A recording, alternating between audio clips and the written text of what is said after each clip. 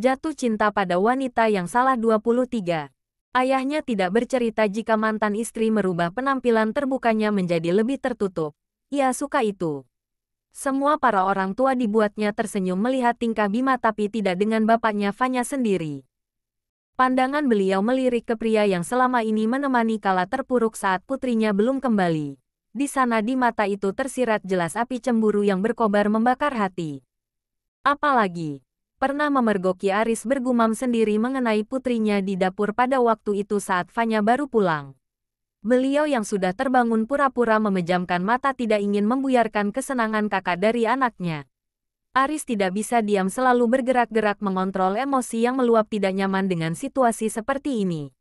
Semua orang sibuk membahas mengenai niat baik Bima ingin membina kembali rumah tangga bersama Fanya. Dan mereka para sesepuh semuanya menyetujui niat baik tersebut. Berharap keduanya tidak terpisahkan lagi. Aris yang muak dan terbakar langsung bangkit berjalan masuk rumah saat hendak kembali ke belakang mendengar suara iparnya dari dalam kamar. Didorong pintu yang tidak terkunci langsung berbaring di samping keponakannya. Tidur memunggungi. "Kenapa mas? Murung gitu?" tanya Faiz penasaran. Iparnya datang dengan muka cemberut. "Panas. Fanya dijodohin lagi sama si Bima." "Ya bagus dong. Biar mereka bisa bersama lagi." "Bagus di kalian gak di aku." "Hah, sama saja." "Hah, gimana-gimana?" Ditinggalkan adik sama ipar tanpa menjelaskan terlebih dulu maksud dari ucapannya. Akan tetapi sebelum itu, tangan yang tidak bisa diam melempar selimut yang ia pegang ke arah Salsa. Adiknya tidak terima lantas membalas lemparan itu tapi dengan cekatan Faiz menangkap agar tidak mengenai Aris. "Tidak sopan. Salsa." Aris kembali ke belakang rumah membetulkan kandang yang tadi belum kelar biar pikiran dan hati kembali jernih. "Kenapa pergi?" tanya Pak Darmawan setelah menyusul ke belakang menemani pria yang patah hati membuat kandang. "Pak," katanya Fanya dititipkan ke Aris, "kok malah suruh balikan sama Bima? Kamu itu sama saja kayak bapak. Dulu, bapak tetangga sendiri bapak ambil. Sekarang, kamu lebih parah." "Ah, dik sendiri." Aris menunduk galau. "Bagaimana jika, Hais, baru juga jatuh cinta sudah patah hati?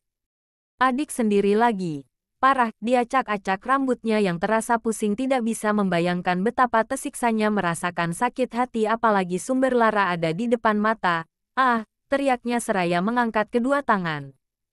Pak Darmawan tertawa terpingkal melihat kelakuan lelaki di depannya yang sedang jatuh cinta pada wanita yang salah.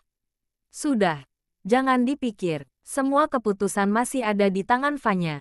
Bapak sih, manut anaknya saja. Yang terpenting jangan lagi sakiti putri bapak. Jaga, didik dia dengan baik. Terus, aku gimana pak biar Fanya mau sama Aris? Ini jatuh cintaku yang pertama loh." "Pak, salah sasaran lagi." Sekali lagi seloro Aris bisa membuat beliau tertawa. Tidak tanggung-tanggung pria tersebut minta pendapat langsung ke bapak wanitanya. Mereka berdua sibuk merembukkan masalah asmara di belakang rumah seraya melanjutkan kembali membuat kandang kelinci. "Ya, cepat-cepat kamu nyatakan cinta sama si Fanya dan langsung lamar sebelum dirayu mantan suaminya itu." Saran beliau langsung ke pokok permasalahan. Aris menyetujui usul calon bapak mertua untuk segera mengambil hati adiknya sendiri, mengajaknya ke jenjang pernikahan. Dan tidak lupa minta doa agar cintanya jangan sampai tidak ditolak. Terasa nelangsa jika sampai cinta pertama ditolak di usia yang tak lagi muda. Dan sejak saat itu pula Aris semakin gencar mendekati Fanya menunggu waktu yang tepat untuk menyatakan cinta. "Pak, kok bapak di sini mereka semua sudah pulang?" tanya Aris bingung. "Jikalau pria sepuh di depannya di sini terus yang menemani tamu siapa?" "Sudah semua. Tinggal Bima itu di depan sama Fanya," jawab enteng Pak Darmawan tanpa memikirkan perasaan Aris. "Bima, berduaan saja. Kok bapak gak bilang sih?" Pak Darmawan mengangkat bahu tidak ambil pusing. Biar mereka sendiri yang menyelesaikan cinta segitiganya. Van, ini aku bawa oleh-oleh tapi kenapa?" Diambil kantung belanja yang diberikan kepadanya dan dibuka isinya. Dia tersenyum setelah melihat apa isi di dalam tas tersebut. "Maaf, aku gak tahu kalau kamu sekarang. Tapi tolong diterima ya. Nanti pakainya. Kamu pakai kalau kita sudah halal lagi." Pinta Bima lirih senyum-senyum sepertinya ia jatuh cinta lagi. Pipinya semu memerah menahan malu. Tapi Bim, aku sudah tidak seperti dulu. Kamu jauh lebih baik dari dulu. Aku menyukainya tapi sebelum tahu ini semua sudah lama aku ingin memperbaiki hubungan kita sebelum aku merantau. Kamu ingatkan, aku minta kamu untuk menunggu 1 tahun nanti aku akan jemput dan mulai semuanya dari awal. Di sana, aku mulai menyiapkan hati dan tempat yang layak untuk tempat tinggal kita kita harus mengontrak terlebih dulu. Maaf. Fanya menangis tidak menyangka jika suaminya dulu sudah memikirkan untuk masa depan pernikahannya. Ia sangat menyesal mengkhianati. Tidak Fanya, justru aku yang minta maaf. Jika dulu aku tidak egois ini semua tidak akan terjadi.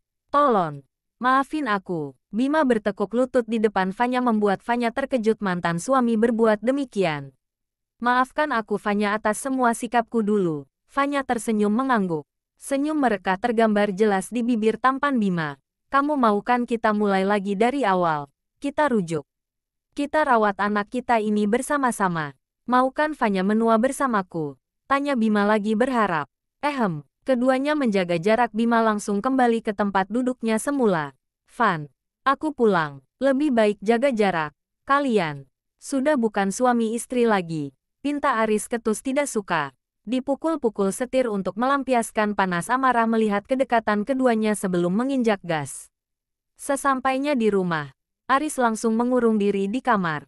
Semua mata menatap heran anak lelakinya yang tidak biasa.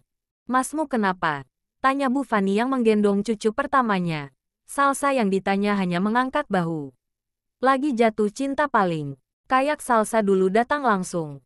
Dobrak-dobrak. Dobrak. Pak Hamdi tertawa terpingkal menertawai cara kedua anaknya saat dilanda cinta. Mana ada, yang ada dulu Salsa jengkel lihat Faiz potong rambut. Tapi, sekarang suka kan, goda Faiz di depan kedua mertua.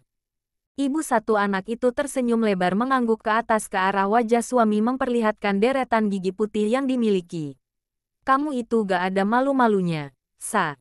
Dulu saja Faiz suruh pakai masker terus. Sekarang, iya Bu. Sampai-sampai setelah resepsi langsung dicubit kecil lengan Faiz. Sakit sekali. Adunya teringat keberingasan putri dari bapak ibu mertua saat dulu. Astagfirullahaladzim. Salsa, keluh Bu Fani tobat.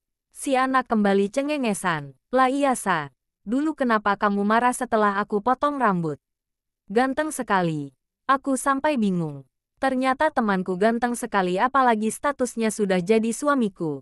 Salsa menutup wajah dengan kedua telapak tangan besar suaminya. Entah, kenapa tidak mau pakai telapak tangannya sendiri. Sa, kebiasaan gak ada malu-malunya. Pekik Faiz menahan geli mencoba melepaskan tangan dari wajah sahabat. Bukannya menghilang justru semakin memerah wajah menahan malu lalu dimasukkan kepala ke dalam kaos. Apa sih? Pekik Faiz kaget melihat kelakuan sahabatnya sebarbar itu. Di depan mertua pula. Yan. Kelakuannya anaknya ayah. Sa, istrinya ikutan emosi mendapati kelakuan anaknya sedangkan si suami malah tertawa. Salsa sudah duduk normal meski lebih dulu menangkap tangan kanan suami terus memegangi agar tidak terlepas. Kalau memang aku ganteng, terus kenapa kamu marah-marah? Harusnya bersyukur dong, tanya Faiz menunduk belum puas. Justru itu, karena kamu ganteng. Yah minderlah akunya. Gantengnya pakai banget lagi. Didorong tubuh sahabatnya menjauh jengkel. Kalau tahu kamu ganteng bingit, dari dulu aku ogah berteman sama kamu. Jadi, kamu suka Faiz yang dulu. Suka tidur, gondrong, miskin, pelayan kafe, disebutkan semu hinaan temannya dulu. Faiz tidak terima enak saja tidak mau berteman cuma karena wajah. Iya, tapi sekarang jangan, ngakunya tersenyum seraya mulai lagi merentangkan tangan. Faiz langsung kabur takut pindah tempat duduk di samping bapak mertua yang sejak tadi tertawa lepas mendengar perdebatan keduanya sambil memakan kacang rebus. Beruntung ayah nikahkan Salsa sama kamu sahabatnya. Tidak malu-malu banget ayah punya anak seperti dia. Tawa melengking terdengar kembali dari raga beliau dengan tangan merang asteri skul pundak menantu dari samping lantas menepuk lengan atas Faiz.